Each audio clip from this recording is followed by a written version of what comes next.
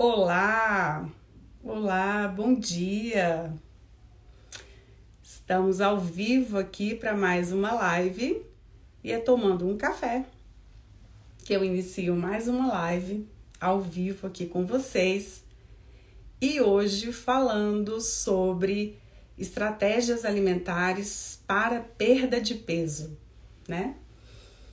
Esse tema é um tema que me agrada muito. Opa, já somos aí 109, né? 109 pessoas aí ao vivo me assistindo. Que bom, que bacana. Minha meta é chegar em 1.000, 2.000 pessoas ao vivo.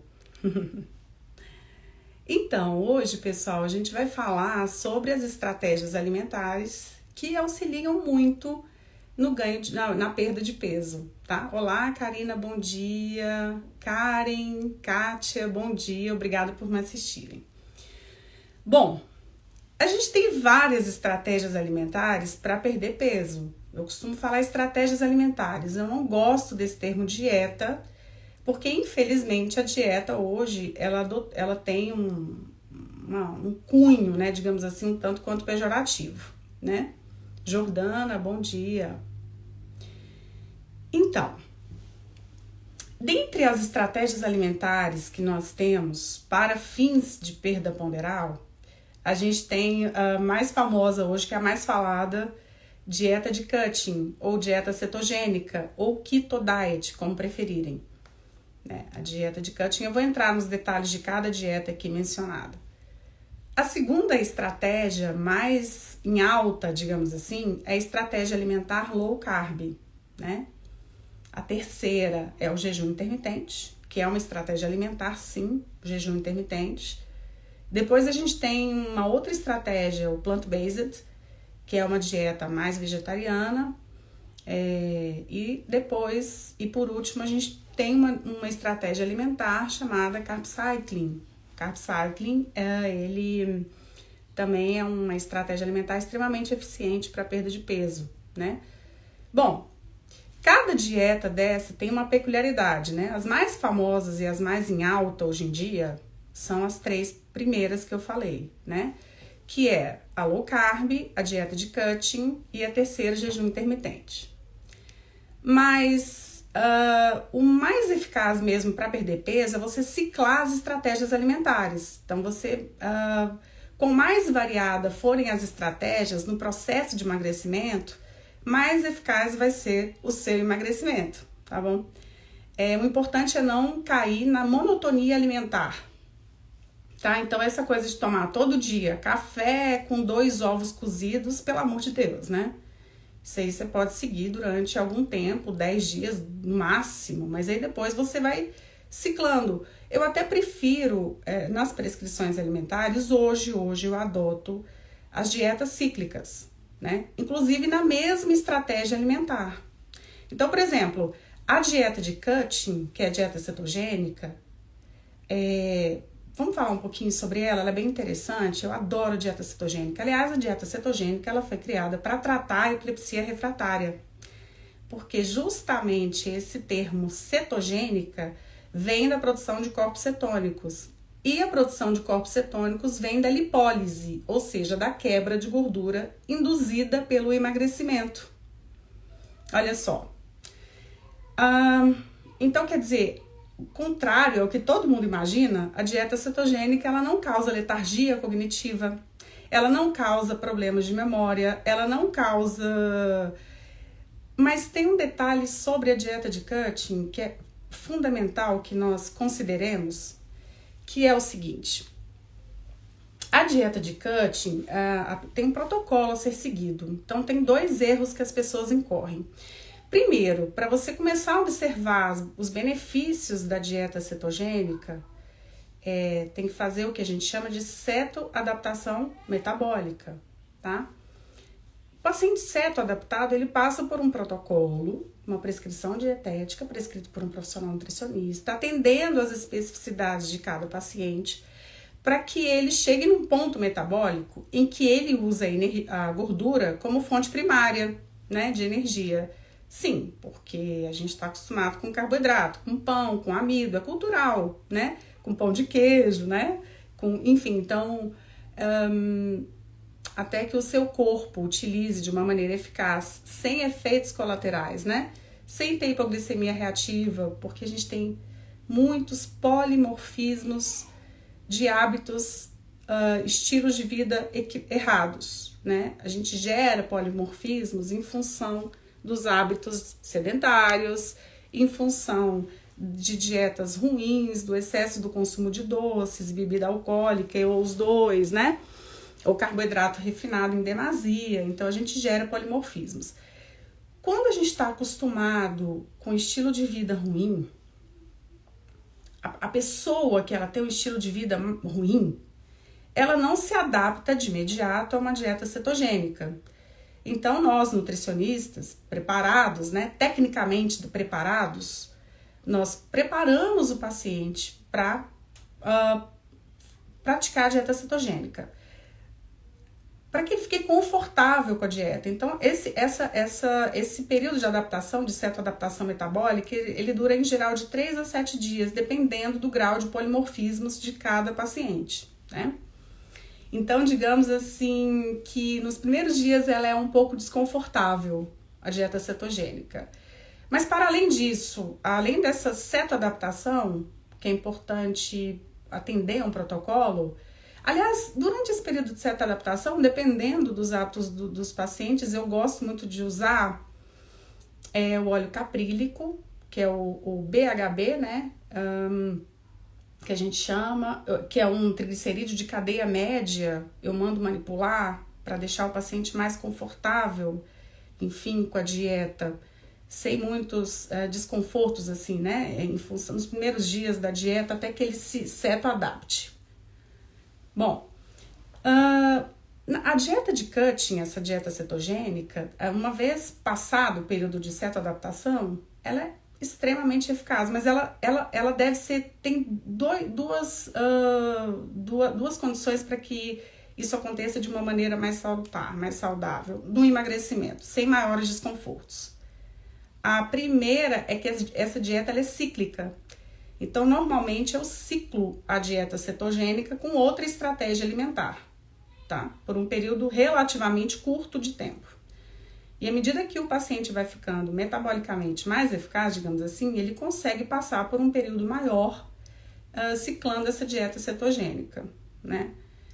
E além de ser um período curto, a gente não repete para além de 30 dias. Então, por exemplo, eu uso a dieta cetogênica 10 dias, ciclando-a com, por exemplo, uma dieta mediterrânea. E aí a gente só vai executá-la depois, daqui a 30 dias, enfim. Enfim, nós somos 110 aqui, espectadores, e eu tô muito feliz porque eu percebo que cada vez mais e mais temos aí pessoas que se interessam pelo assunto nutrição. Olá, Joana, que bom você por aqui. Joana, querida, linda, muito honrada pela sua presença, viu, amiga? Muito bom. Bom, além da dieta de Cutting, a gente tem uma outra estratégia alimentar low carb, que, bom, tá super em voga hoje, né? Vários praticantes da low carb. Porém, a gente percebe claramente, inclusive a maioria dos pacientes que me vêm em consultório, eles chegam com equívocos acerca da dieta, da estratégia alimentar low carb. Bom, essa dieta é caracterizada pelo... assim, a ideia básica metabólica dela é a qualidade do carboidrato. Então, é uma dieta que tem um índice glicêmico baixo e uma carga glicêmica baixa, especialmente na primeira e última refeições do dia, tá? Bom, em geral, essa dieta ela contém até 150 gramas de carboidrato, né? Mas tem que tomar muito cuidado com a primeira dieta de Cutting que eu falei e com essa dieta para não incorrer no erro da dieta ser muito inflamatória, tá?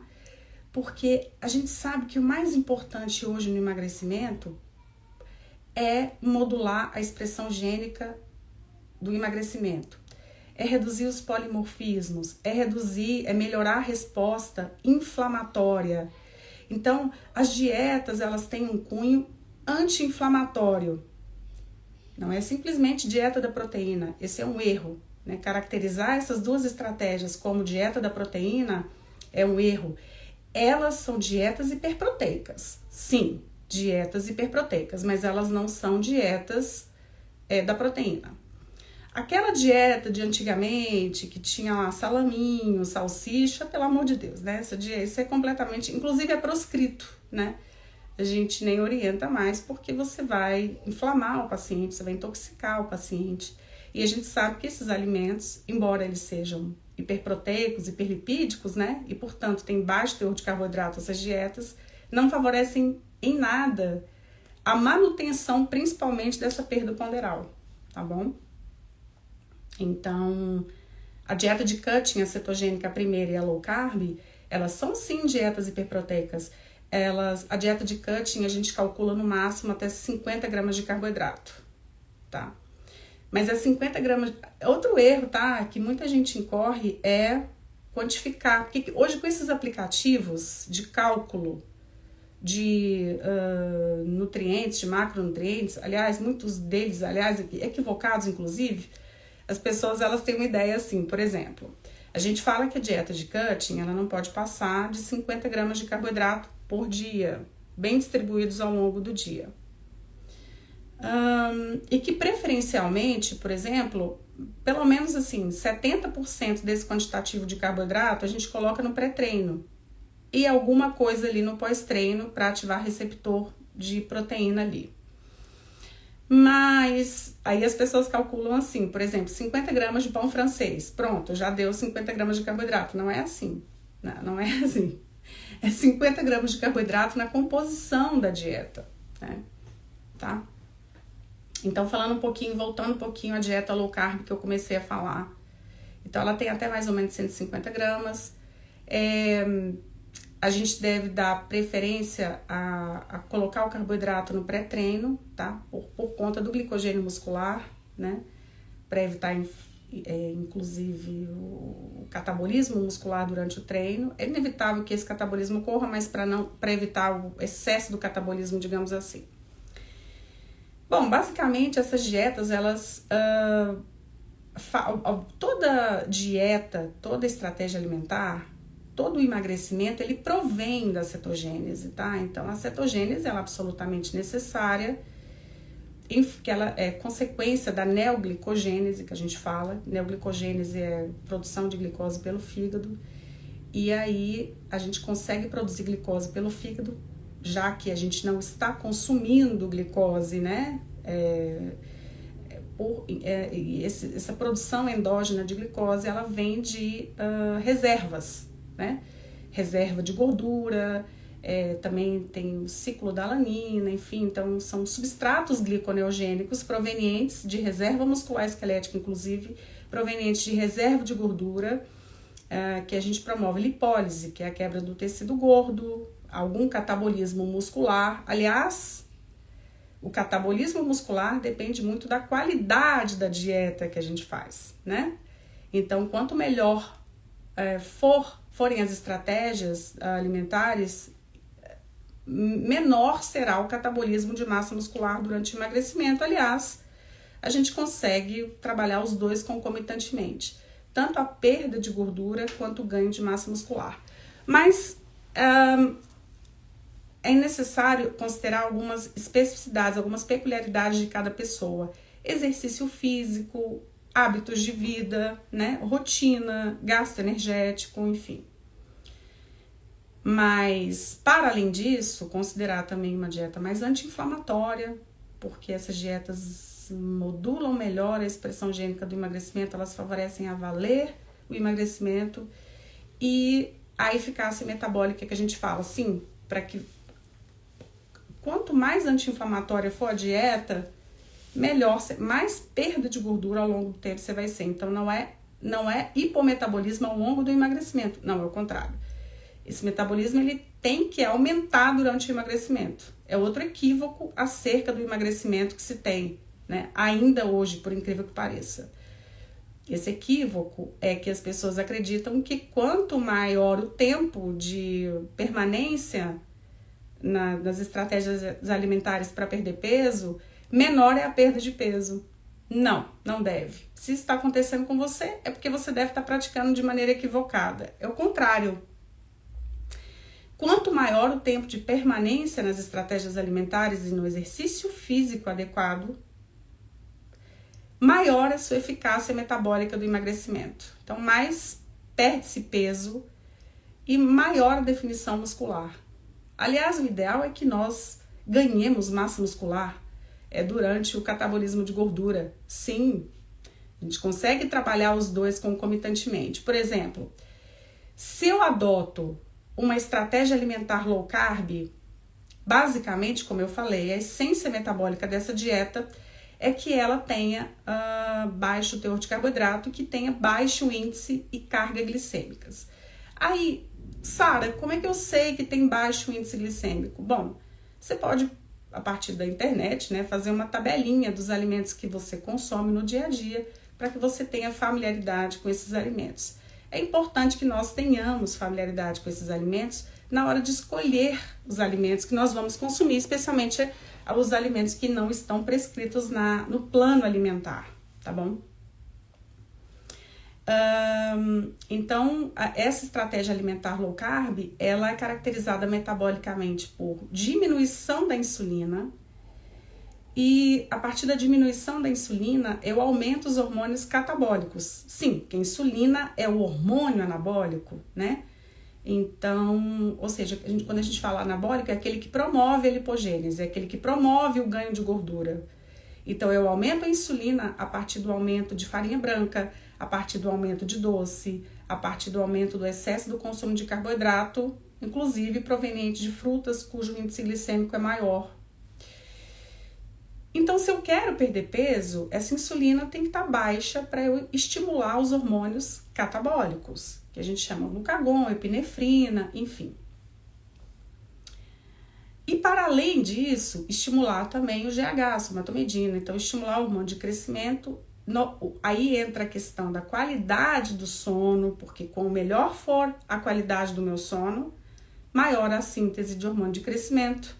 E aí eu consigo promover, ou pelo menos consigo um estímulo alimentar. A dieta funciona como substrato para um estímulo hormonal que favorece a definição muscular. Esse é o ponto.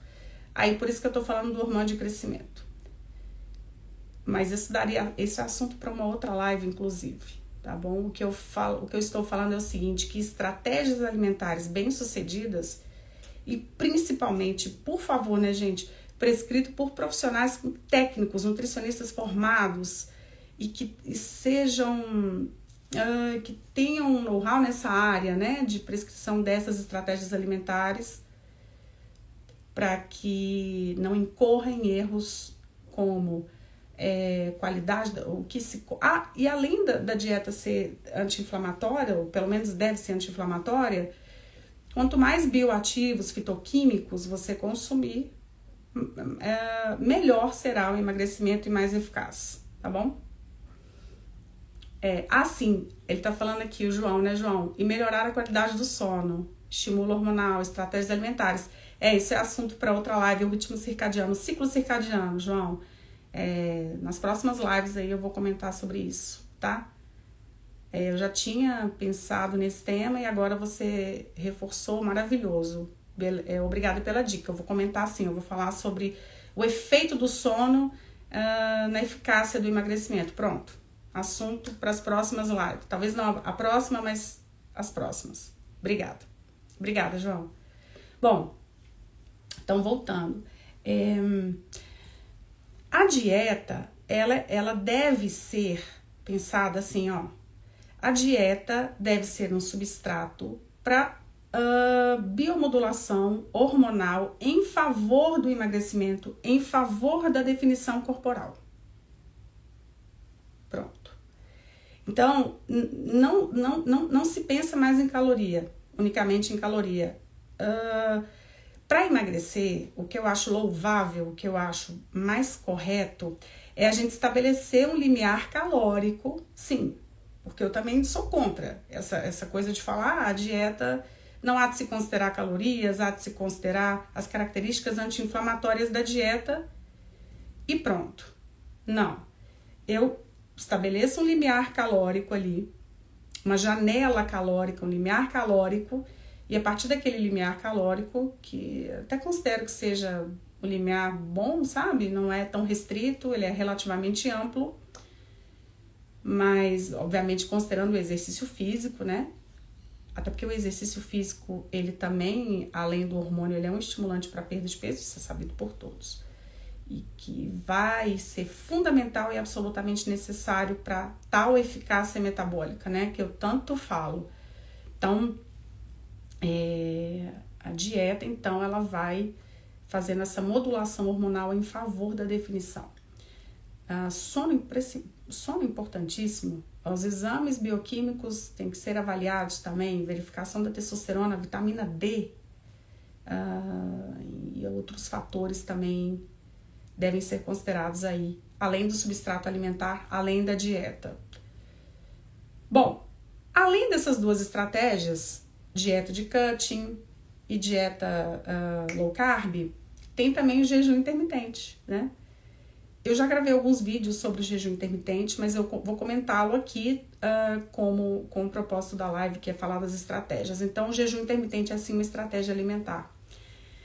Jejum intermitente, eu adoro o jejum intermitente, eu acho ele fantástico, desde que ele seja muito bem feito e muito bem executado. Ele não pode ser feito assim, olha, hoje eu vou parar de comer hoje do nada. Eu vou parar de comer às 18 horas e vou comer amanhã à meio-dia. Não vai dar certo? Não vai dar certo. Tem um protocolo. O que não quebra o jejum e como que a gente faz da maneira mais confortável, digamos assim, o jejum. Eu gosto muito de usar, durante o jejum, água, alguns chás, obviamente chás sem adoçantes e sem açúcar, tá? Que não quebram o jejum. E você fornece hidratação corporal, fornece bioativos para o organismo, enfim, e isso ajuda um pouco. Café com óleo de coco. Óleo de coco é um TCM, é um triglicerídeo de cadeia média. O óleo de coco, ele é um excelente condutor de calor e aumenta a termogênese. Também não quebra o jejum intermitente, né? Creatina não quebra o jejum intermitente.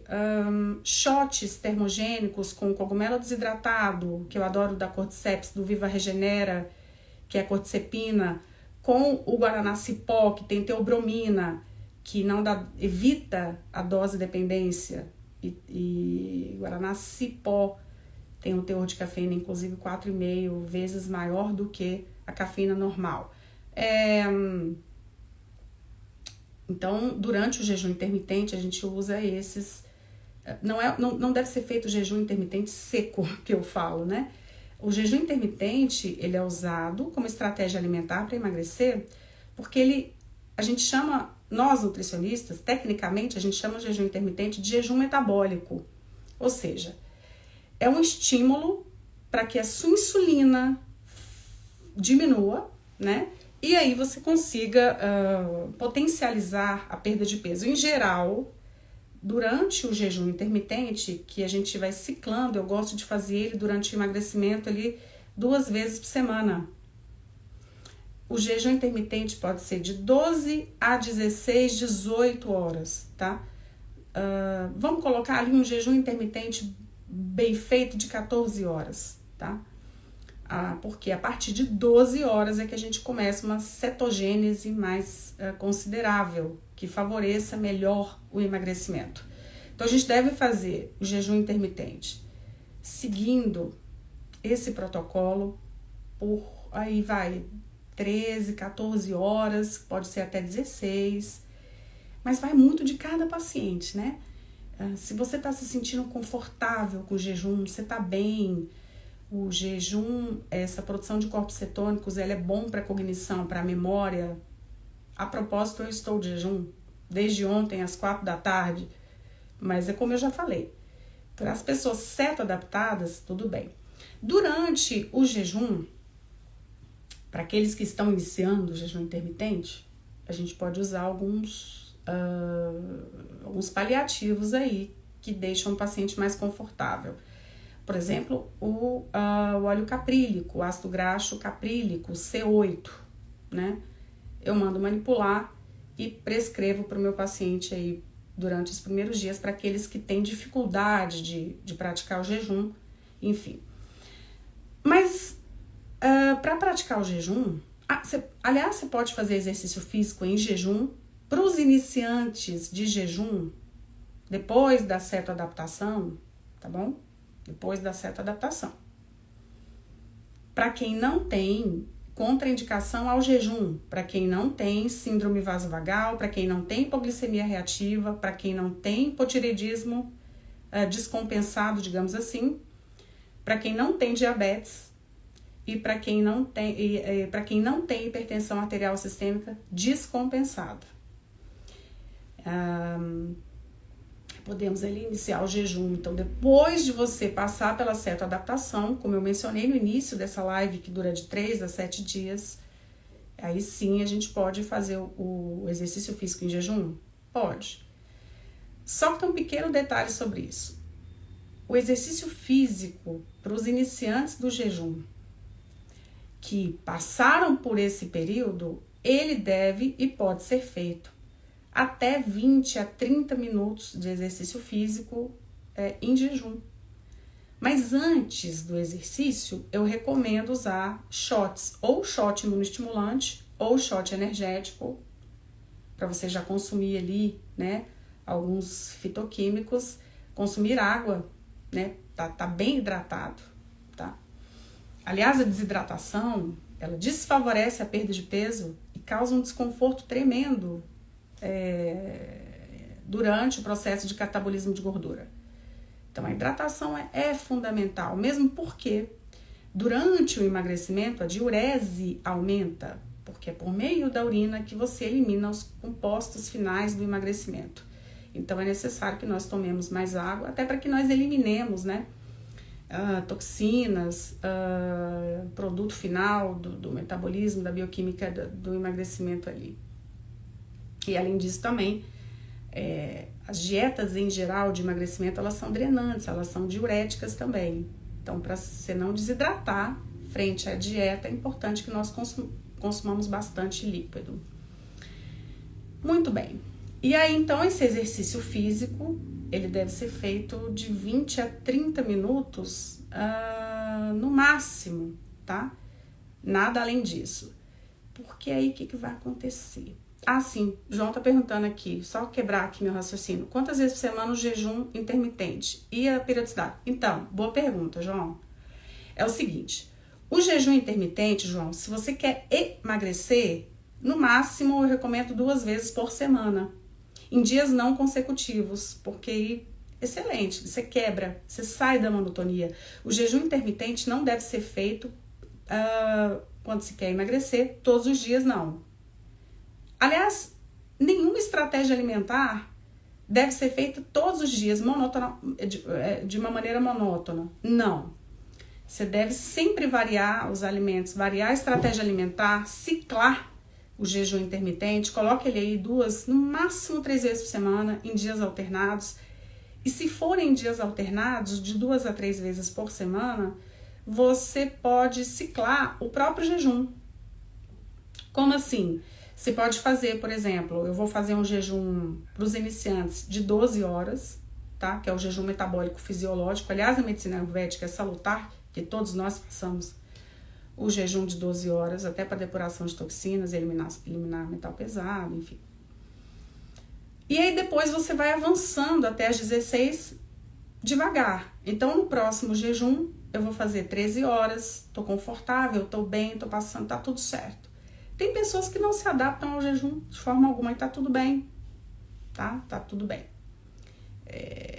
Tem pacientes meus que logo de imediato já querem o jejum, já almejam pelo jejum, já o praticaram, talvez de uma maneira equivocada, mas se sentiram muito bem e querem praticar de novo o jejum e agora de uma maneira mais correta. Tudo bem. Além dessas orientações ao jejum, é importante, porque é o seguinte, o jejum intermitente, de nada adianta se na janela de alimentação, quer dizer, nas horas remanescentes ao jejum, eu não tiver em não estiver fazendo um plano alimentar ali certinho, tá? Porque senão você pode, inclusive, ter feito rebote. Sim. Você pode até favorecer a lipogênese, você pode até ganhar peso, inclusive, como se fosse um rebote, sabe?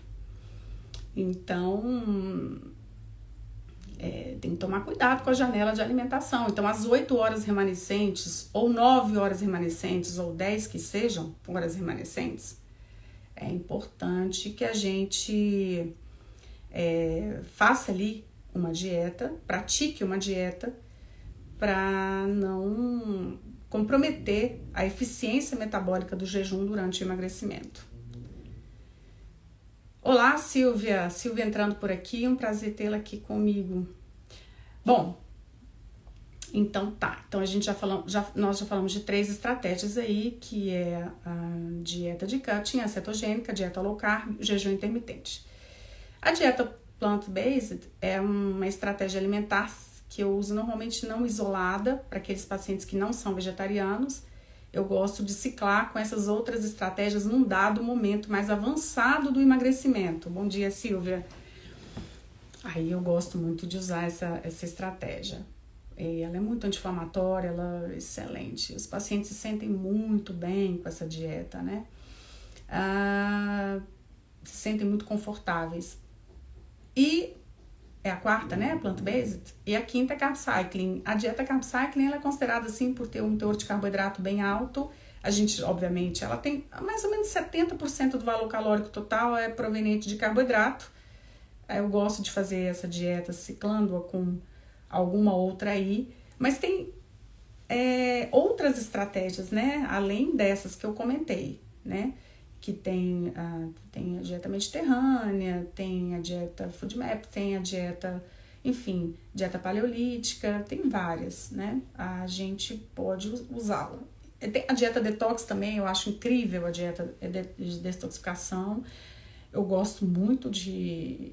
Aliás, tem várias formas da dieta detox, né? Tem vários modelos da dieta detox. Eu gosto muito de usá-la também, considerando as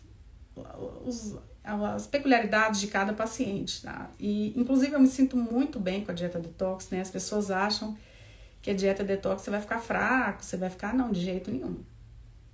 Ao contrário, se aumenta o vigor físico, se aumenta a energia corporal, você melhora, inclusive, a questão cognitiva, viu? Então, qualquer dieta, qualquer estratégia alimentar, tá bom? Que te deixe mal, te deixe fraco, ela tá errada, ela não tá legal. Então, claro que nos primeiros dias a gente sente um desconforto, mas logo depois a gente tem que se adaptar e tem que se sentir bem, inclusive, né?